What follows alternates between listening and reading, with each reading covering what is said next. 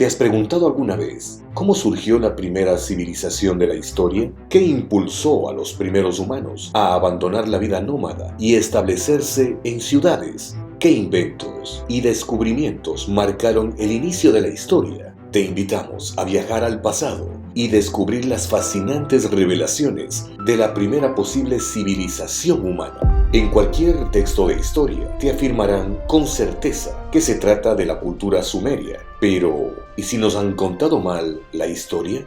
Lo que está sucediendo es que ahora se están realizando descubrimientos arqueológicos que preceden al ciclo de 5000 años, en donde están inmersas las primeras culturas conocidas. Y cuando esto comenzó a ocurrir, los científicos ortodoxos aseguraron que simplemente eran anomalías. Tenemos esta historia y estamos seguros de que es cierta. Sí que tomaremos las anomalías y las pondremos aquí para examinarlas más tarde. Eso es lo que pasó, pero hoy en día contamos con tantas anomalías que ellas nos están contando una nueva historia. Si algo nos han dicho las primeras formas de escritura es que se construyeron las primeras pirámides. Pero, ¿quién construyó las pirámides? Es que en las escuelas, colegios e incluso en las universidades nos enseñan que las primeras civilizaciones aparecieron hace aproximadamente 5500 años en el valle del Tigris y Éufrates, y se supone que comenzó en un estado primitivo y evolucionó de manera lineal y gradual a lo largo de un periodo de tiempo hasta llegar a lo que somos hoy como civilización. El problema de esta historia es que la evidencia no la respalda y aún hay una gran lucha por mantener lo que se llama el modelo estándar cuando se trata de nuestra religión, historia, civilización, ciencia, física y los orígenes de la humanidad. Hay una batalla para mantener estática una historia que se desarrolló a finales del siglo XIX y principios del siglo XX, a pesar de que la evidencia ya no la respalda y los nuevos descubrimientos nos dicen ahora que en lugar de haber sido una sola civilización, más que una única cuna, parece haber habido al menos 5 cunas simultáneas de la civilización. Algunas de ellas nos resultan muy familiares. Una en China, una en Mesopotamia, una en el Valle del Indo, donde se ha encontrado tecnología misteriosa enterrada en lo que ahora es India y Pakistán, una en Caral, en el norte del Perú, en Mesoamérica. Hubo una zona en la que hoy llamamos Reino Unido y Europa, y en Egipto, por supuesto. Estas cunas simultáneas de la civilización tenían comunicación entre ellas, pues existe una continuidad de conocimientos entre estas civilizaciones, en términos de agricultura, la capacidad de adquirir grandes cantidades de alimentos en entornos hostiles para alimentar a grandes poblaciones. Sin duda, en las matemáticas, en la arquitectura, eran muy avanzados, al igual que en el conocimiento del cosmos, que recientemente con nuestra tecnología podemos corroborar lo que ellos ya conocían. La pregunta que surge a menudo es, ¿de dónde salieron estas civilizaciones? Tal vez la respuesta es que salieron de quien construyó las pirámides. Esto no es un secreto para la comunidad científica. Simplemente hay una resistencia a aceptarlo en la corriente tradicional, en los textos y en la educación. Y la razón de esto es gracias al rechazo de las comunidades religiosa y política, y ciertamente de la comunidad tecnológica. Hay pirámides en todo el mundo, y esa similitud entre estas pirámides lo que nos plantea la pregunta de dónde vienen. Generalmente cuando se habla de pirámides, la gente los asocia con las de Egipto en Giza. En 1989, un grupo de ingenieros y científicos se dio a la tarea de recrear a la Gran Pirámide, y lo primero que descubrieron fue que ninguno de los equipos, hablamos de tractores, carretillas, elevadores, y nada de lo que había en esa época podía levantar bloques de 20 toneladas o más. Así que tuvieron que recurrir a la compañía de tractores para pedirles que construyeran un dispositivo especial que les permitiera construir la pirámide. Y después de 6 meses, el gobierno egipcio les pidió que limpiaran todo y que se fueran a casa. Simplemente no pudieron replicar la tecnología. Esta pirámide está formada de 3 capas. La primera de piedra caliza blanca, como el mármol, que habría reflejado la luz de una manera magnífica. Sin embargo, solo quedan algunas capas de este revestimiento en la parte baja de uno de los lados, porque se lo han robado para utilizarlo en otros edificios de todo el Cairo, en otras mezquitas y en otras estructuras. Por lo tanto, lo que estamos viendo ahora es el interior que nunca estuvo destinado a ser visto, que son estos bloques escalonados del interior, y todo esto se construyó alrededor de habitaciones de granito, como la cámara del rey y la cámara de la reina, con bloques gigantescos masivos, bloques de granito que pesan 50, 60 y hasta 70 toneladas, y que están pulidos con tanta precisión que no podemos volver a hacerlo con la tecnología actual. Hay menos de 2 milésimas de centímetro de tolerancia entre las piedras. No hay un mortero que las mantenga unidas y han estado allí por los siglos, y las matemáticas involucran números como la circunferencia y diámetro de la Tierra, la relación de la Tierra con la Luna y nuestra relación con los campos magnéticos del planeta. La pregunta es cómo se logró. Obviamente no eran personas primitivas las que construyeron.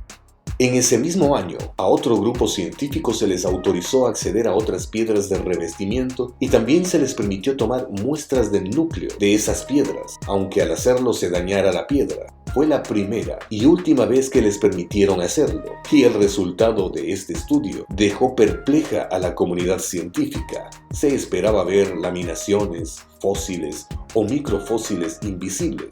Sin embargo, lo que encontraron en las muestras fue todo lo contrario. No habían laminaciones, los bloques enteros parecían ser homogéneos, lo cual no se encuentra en la naturaleza. La naturaleza las forma por capas, año tras año, capa por capa. Pero además encontraron burbujas de aire, insectos y cabello humano. En el análisis aparecieron productos químicos que no se producen de manera natural. En resumen, y esto es asombroso, ¿cómo podían hacer rocas que encajen a la perfección en más de 120 metros de altura? Lo que nos llega a la imaginación es a 1.000.000 de esclavos con cuerdas haciendo trucos para rodar los bloques por rampas de arena, y tal vez esto pudo llegar a suceder en algunos lugares más adelante, pero eso no sucedió con las 3 grandes pirámides de Giza. Lo que encontraron y lo que se publicó, aunque la resistencia fue enorme, es que esas piedras son lo que se llama piedra artificial, y la forma en que fueron creadas fue de hecho que las piedras mismas fueron extraídas de las canteras cercanas y luego fueron pulverizadas y mezcladas con un epoxi de alta tecnología que les permitió convertirlo en una especie de plástico fundido, o al menos maleable, que luego era vertido en moldes que se iban a secar en el mismo lugar al que estaban destinados a estar. Una de las preguntas que la gente se forma es ¿cuál es el problema sobre la piedra artificial? En realidad, a día de hoy, no sabríamos cómo recrear esto, y hay otra historia interesante sobre aquello. En 1990, Estados Unidos estaba por invadir Irak, lo que se llamó la Primera Guerra del Golfo. Hussein sabía que Estados Unidos iba a atacar. Él contactó a un artista americano que estaba utilizando la tecnología que se usó en las grandes pirámides, porque quería esta tecnología para endurecer los búnkers antes de que las fuerzas americanas atacaran Irak. Quería que la piedra fuese a base de epoxi para poder endurecerlas al máximo, y el gobierno se enteró de esto y lo nombró ilegal. El punto es que la tecnología que se usó para construir las pirámides era tan avanzada que ni siquiera la estábamos utilizando hasta el siglo XX, tecnologías que hasta el día de hoy no la estamos utilizando. Todos los textos de historia decían que estas rocas fueron talladas y movidas de un lugar a otro, pero la verdad puede ser otra. Hay un geólogo de la Universidad de Boston llamado Robert Schoch, que fue el primero que cuestionó de manera creíble la edad de la Esfinge desde una perspectiva geológica, y lo que hizo fue observar estas marcas de erosión y concluyó que era un obvio resultado de una erosión fluvial. El término fluvial está relacionado con el agua y se requerirían grandes cantidades de agua fluyendo rápidamente por largos periodos de tiempo para crear este tipo de erosión. Hasta este momento, los científicos habían atribuido la erosión a la fuerza eólica, que significa que era el viento soplando con arena lo que causaba esta erosión. Pero Schoch afirmó que era obviamente erosión fluvial, y es aquí donde viene el problema. La única vez que ha habido este tipo de agua, grandes cantidades de agua moviéndose rápido durante largos periodos de tiempo, es anterior a cualquier cosa que mencionan los libros que hablan de las pirámides. Nos enseñan que las pirámides fueron construidas hace aproximadamente 4.500 o 5.000 años, pero el agua necesaria para crear esta erosión no se ha visto desde el derretimiento del hielo al final de la última edad glacial, lo que sucedió alrededor de 12.000 o 13.000 años antes de nuestra era. Por lo tanto, si este es el caso, significa que la estructura ya debía existir 12.000 o 13.000 años antes del presente. Tenía que ser más antiguo inclusive que esa fecha, y aquí es donde surgen los problemas. Esto implica que la historia está equivocada y la evidencia ya no respalda la historia. Las pirámides, lo que se suponía que eran las más antiguas de cualquier otra construcción, parecen apuntar a dos cosas. Primero, se decía que eran tumbas de los reyes, pero nunca se ha encontrado evidencia alguna que respalde tal aseveración. Nunca han encontrado un cadáver ni jeroglíficos, lo cual va en contra de cualquier tumba que se haya descubierto. Y segundo, parece que la tecnología va empeorando debido a que el día de hoy debería ser más fácil construir aquellas pirámides. La forma en que dataron las pirámides es incierta. No se puede fechar algo que no ha estado vivo. Solo se puede datar por carbono, algo que haya estado respirando. Así que la piedra no puede ser datada mediante el carbono.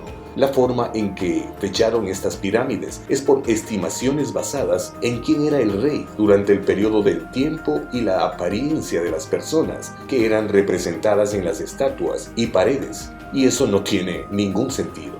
Y aquí es donde la comunidad científica se inventa una historia y se aferra a ella. Es la batalla por lo que se conoce como el modelo estándar.